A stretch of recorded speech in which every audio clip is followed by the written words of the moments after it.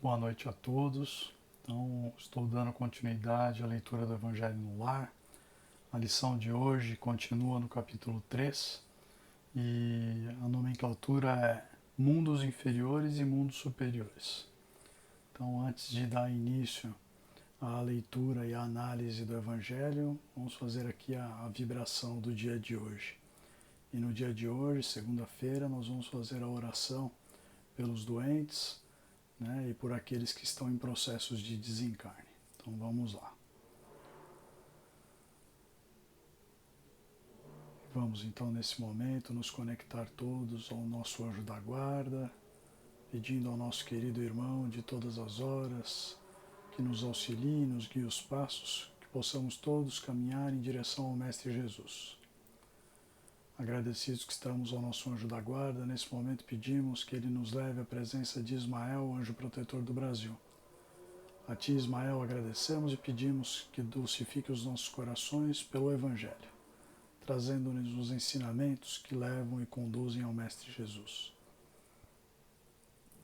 Agradecidos que estamos a ti, Ismael, nesse momento pedimos que nos leve à presença de Paulo de Tarso, Maria de Magdala, nossos exemplos de reforma íntima. A vocês, irmãos, agradecemos e pedimos que vocês nos inspirem na prática do bem e do amor ao próximo, da caridade incessante e da benevolência.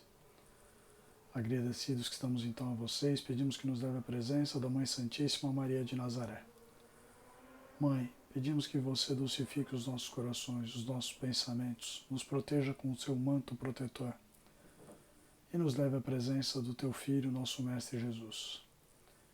Jesus, Divino Mestre, com grande alegria que estamos aqui reunidos em Teu nome para o estudo do Evangelho. Que as Tuas lições, seus bálsamos de vida, o alívio para as dores da alma e do corpo, cheguem sempre através das lembranças dos Seus ensinamentos edificantes para nós, Mestre.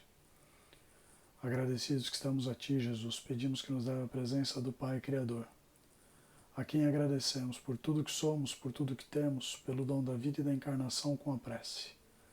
Pai nosso que estais no céu, santificado, Senhor, e glorificado seja o vosso santo nome. E venha a nós, Pai, o teu reino, e seja feita, Senhor, sua santa vontade, assim na terra como nos céus. O pão nosso de cada dia que nos dai hoje. Perdoa, Pai, as nossas dívidas, assim como nós perdoamos aos nossos devedores. E não nos deixeis, Senhor, cairmos em tentação, mas livra-nos, Pai, de todo mal, agora e sempre, porque vosso é o reino, o poder e a glória por toda a eternidade, Senhor. E vamos então, nesse momento, unindo os nossos pensamentos em amor, em paz, em luz, e vamos pedindo que uma vibração intensa, com todos os sentimentos mais elevados de amor, da paz que Jesus nos encaminhou, das luzes que advêm dos ensinos que Ele nos deixou, que esta vibração possa chegar ao coração de todos os que sofrem em leitos de dor. Que estes nossos irmãos que estão em sofrimento, sobretudo nesse momento em que a pandemia aí está, possam se conectar aos seus anjos da guarda, espíritos protetores, que possam reforçar as suas defesas naturais, conectando seus pensamentos ao Mestre Jesus, e que Jesus possa lhes mandar todas estas forças espirituais para que eles possam se recuperar.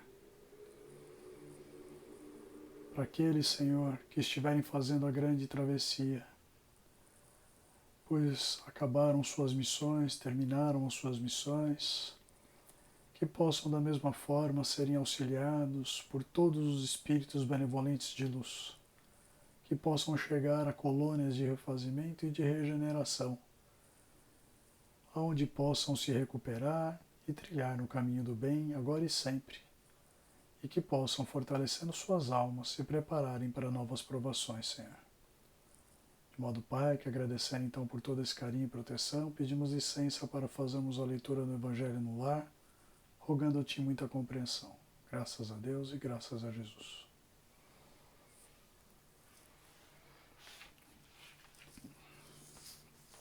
Então, a lição do Evangelho de hoje, mundos inferiores e mundos superiores. A qualificação de mundos inferiores e de mundos superiores é antes relativa do que absoluta. tal mundo é inferior ou superior em relação àqueles que estão acima ou abaixo dele na escala progressiva. Tomando a Terra como ponto de comparação, se pode fazer uma ideia do estado de um mundo inferior, supondo nele o homem no grau das raças selvagens, ou de nações bárbaras que ainda se encontram em sua superfície, e que são os restos do seu estado primitivo. Nos mais atrasados, os seres que os habitam são, de alguma sorte, rudimentares. Eles têm a forma humana, mas sem nenhuma beleza. Seus instintos não são temperados por nenhum sentimento de delicadeza ou de benevolência, nem pelas noções do justo e do injusto. Só a força bruta faz a lei. Sem indústria, sem invenções, os habitantes despendem sua vida na conquista de sua nutrição. Entretanto, Deus não abandona nenhuma das suas criaturas. No fundo das trevas da inteligência jaz latente a vaga intuição de um ser supremo, mais ou menos desenvolvida. Esse instinto basta para torná-los superiores uns aos outros e preparar sua eclosão para uma vida mais completa, porque não são seres degradados, mas crianças que crescem. Entre esses graus inferiores e os mais elevados, há inumeráveis escalões, e nos espíritos puros, desmaterializados e resplandecentes de glória, tem-se dificuldade em reconhecer aqueles que animaram esses seres primitivos, da mesma forma que, no homem adulto, tem-se dificuldade em reconhecer o embrião. Nos mundos que chegaram a um grau superior, as condições da vida moral e material são bem outras que as de sobre a Terra.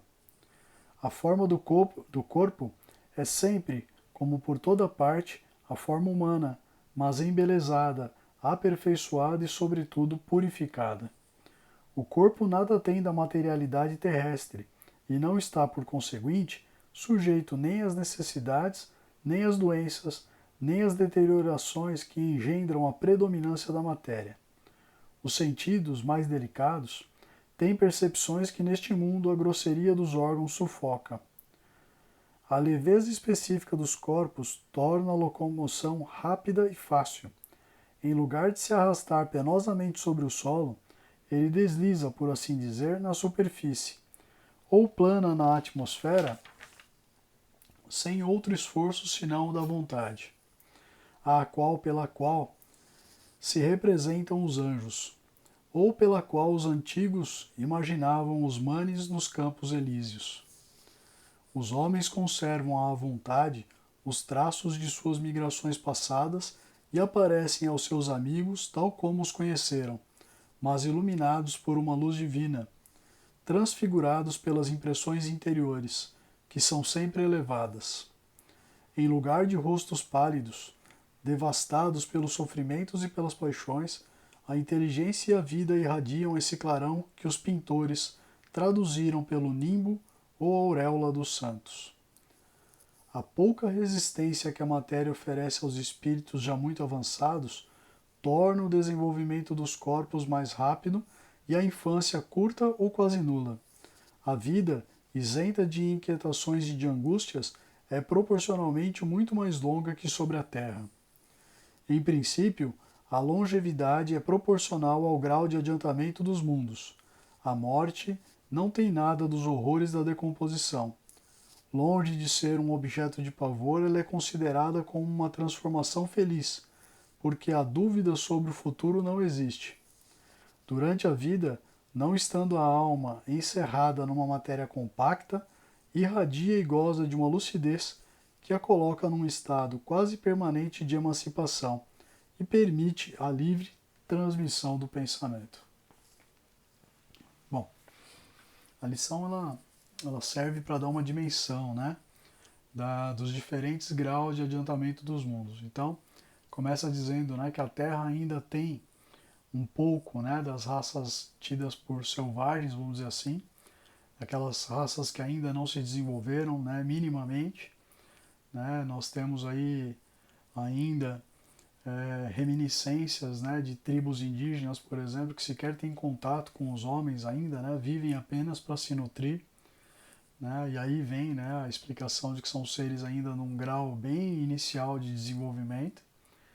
A Terra já tem também aqueles espíritos, né, que estão nas provas e expiações, então não são seres selvagens, mas estão lutando para se livrar, né, das amarras, é, dos maus pensamentos, das más atitudes, das paixões, né, das inquietações, das angústias, das doenças, né, e já tem aqueles, né, poucos ainda, mas que estão num patamar diferente de evolução. Né? Então a gente tem alguns exemplos aí, né, de pessoas com missões e tarefas mediúnicas, evangélicas, né, que estão num outro patamar de desenvolvimento. Né? A gente sempre cita Chico Xavier porque é uma pessoa muito querida, né, no meio espírita e que ganhou até mesmo reconhecimento fora do nosso meio. E na continuidade da lição já passa para os mundos superiores, né? E aí a gente vê que é um estilo de vida totalmente diferente, né? Com muito mais longevidade, né? Assim, sem doenças, com assim, a matéria não é tão grosseira quanto a do nosso corpo, então ela não está sujeita, né? A essas dificuldades que nós temos, né? Quando a gente vai envelhecendo, o corpo já não consegue responder da mesma forma, a mente e o raciocínio também não. Então, é uma, como é que eu posso dizer, uma fonte de inspiração, né? Na medida em que a gente consegue se desenvolver aqui, há uma proposição, né, de que a gente possa ser encaminhado para mundos mais felizes e que lá a gente leve uma vida, né, com muito mais momentos de felicidade do que o que a gente vive aqui, com tantas tristezas, misérias e doenças. Então, que a gente tenha isso tudo em mente, né, e que possa ir trabalhando por nos melhorar, trabalhando pelo auxílio do próximo, para que a gente tenha, né, a misericórdia divina e que tenhamos a chance de viver num mundo melhor. Inclusive aqui no nosso, né, porque a gente tenha a certeza, né, e tenham vocês todos também a certeza de que nós estamos num momento de transição planetária e tudo indica, né, que o nosso planeta vai caminhar para uma melhoria muito em breve. Então, fico por aqui, que todos tenham uma semana abençoada.